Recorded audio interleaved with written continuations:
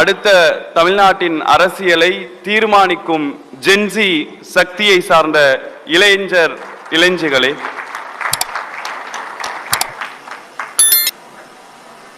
கூடியிருக்கக்கூடிய கூட்டம் நாங்கள் எதிர்பாராத ஒரு கூட்டம் என்பதால் எந்த விஷயத்தை பேசுறது, எங்க இருந்து துவங்கிறது என்று ஏராளமான குழப்பங்கள் இருக்கு. இருந்தாலும் எனக்கு வழங்கப்பட்டிருக்கக்கூடிய தலைப்பு சமூக வலைதளத்தில் களமாடுவோம். இந்த அரங்கில் அமர்ந்து கொண்டு எத்தனையோ கொள்கைகளை பேசிய தலைவர்களை தமிழ்நாடு கண்டிருக்கிறது, திராவிட முன்னேற்ற கழகம் கண்டிருக்கிறது. ஆனால் சமூக வலைதளத்தில் களமாட வேண்டும், சமூக வலைதளத்தில் இளைஞர்களுடைய பங்களிப்பு இருக்க வேண்டும் என்று பேசக்கூடிய தேவை இன்றைக்கு எதற்காக ஏற்பட்டிருக்கிறது என்று சொன்னால், இன்றைக்கு ஆட்சி செய்யக்கூடியவர்கள், அரசாங்கம் நடத்தக்கூடியவர்கள் களத்திலே செயல்பட்டார்கள் என்று சொன்னால் அவர்களை எதிர்கொள்ளக்கூடிய ஒற்றை கட்சியாக இன்றைக்கு தமிழ்நாட்டிலே எதிர்கட்சியாக இருக்கக்கூடிய திமுக இருக்கும் என்பதிலே எந்த விதமான மாற்று கருத்தும் இல்லை.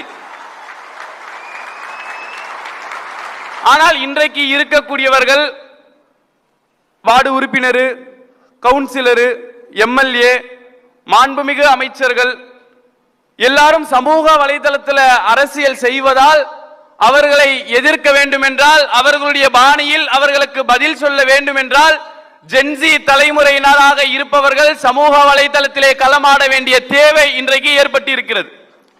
ஏனென்று சொன்னால், தமிழ்நாட்டு அரசியலை எடுத்துக்கொள்ளுங்கள், திமுகவினுடைய அரசியல் என்று கூட பேச வேண்டாம், தமிழ்நாட்டினுடைய அரசியலை எடுத்துக்கொண்டால் முழுக்க முழுக்க அரசியல் பேசக்கூடிய இடமாக டீ கடைகள் இருந்தது. இன்னைக்கும் நீங்க போய் பாருங்க, டீ கடையில நின்ற ஒரு 2 பெரியவர் இருப்பாரு, 4 மாற்று கட்சியை சார்ந்தவர்கள் இருப்பார்கள். எங்க தலைவர் இந்த திட்டத்தை கொண்டு வந்தாரு, எங்க மக்களுக்காக இந்த திட்டத்தை இவர் செஞ்சிருக்கிறாரு, இதனால மக்கள் பயன்பெறுகிறார்கள். இல்ல இல்ல, அந்த தலைவர் செய்யற திட்டம் சரியில்லை, இவங்களால ஆட்சி செய்ய முடியாது என்று சொல்லி அரசியல் பேசக்கூடிய இடமாக டீ கடைகள் இருந்து கொண்டிருந்தது. ஆனா ஜென்சி தலைமுறையினர் டீ கடைக்கு போறது கிடையாது, அங்க பேசக்கூடிய அரசியலிலே நம்மை நாம் ஈடுபடுத்திக் கொள்வதும் கிடையாது என்பதால் நாம் செய்த மிகப்பெரிய பிழை இன்றைக்கு யார் யாரோ நம்மை ஆட்சி செய்யக்கூடிய இடத்திற்கு தள்ளப்பட்டு இருக்கிறோம். யாரோ கேள்வி கேட்பார்கள், அரசாங்கத்தை எதிர்த்து எதிர்கட்சிகள் கேள்வி கேட்க வேண்டும் என்ற அவசியம் எல்லாம் கிடையாது.